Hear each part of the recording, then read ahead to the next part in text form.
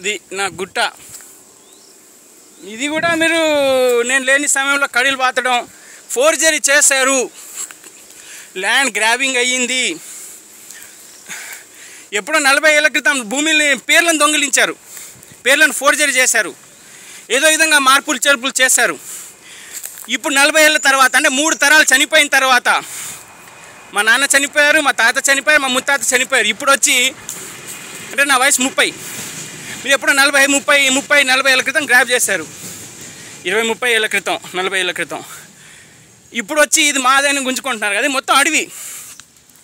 మీరు జెన్యున్గా కొన్ని ఉంటే 40 ఏళ్ళ క్రితం 30 ఏళ్ళ క్రితమే లాక్కునే వాళ్ళు మా తాత మా ముత్తాతలు ఉన్నప్పుడు. ఇప్పుడు ఎవరు లేరు కదా ఇతనికి సపోర్ట్గా, ఇతని వెనుక ఎవరు లేరు కదా అని చెప్పేసి మీరు లాక్కుంటున్నారు. ఓకే, భూమిని లాక్కుంటున్నారు, కానీ చనిపోయిన తర్వాత మీతో పాటు పట్టుకెళ్తారా? రేపు అమ్ముకుంటారు నేను లేని సమయంలో, మీ పేరు పైన చేసుకున్నారు కాబట్టి. కానీ మీరు బాగుపడతారా? మీ రాబోయే తరాలు బాగుపడతాయా? బాగుపడాలి అంటే దానికి ఒక సొల్యూషన్, మీ పేపర్లు చూపించండి, గ్రాబ్ అయినట్టు నేను చూపిస్తా, ఎలా దొంగిలించారనేది నేను చూపిస్తా. నేనే రెవెన్యూ ఆఫీసర్ని కాదు, రెవెన్యూ ఆఫీస్కి వెళ్దామంటే మీరు రావట్లేదు. నా భూమిని గ్రాబింగ్ చేసి కానీ ఇంత గ్రాబింగ్ చేసినా కూడా ప్రకృతిలో నాకు మిగులు భూమి ఉంది.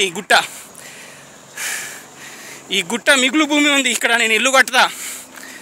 మీరు నేను లేని సమయంలో నా భూమిలో కడీలు పాతారా? మీరు గ్రాబింగ్ చేస్తారు, మీరు పేపర్లు చూపించి చేసుకోండి అంటే చూపించకుండా నాతో గేమ్స్ ఆడుతున్నారు. ఓకే, ప్రకృతిలో ఏది శాశ్వతం కాదు, అందరు చనిపోయే వాళ్ళమే. డబ్బు రాదు, ఇల్లు రాదు, ఏమి రాదు. ప్రకృతిలో అందరు సమానమే. ఈ నా మిగులు భూమి జోలికి వస్తే మాత్రం ఉంటుంది.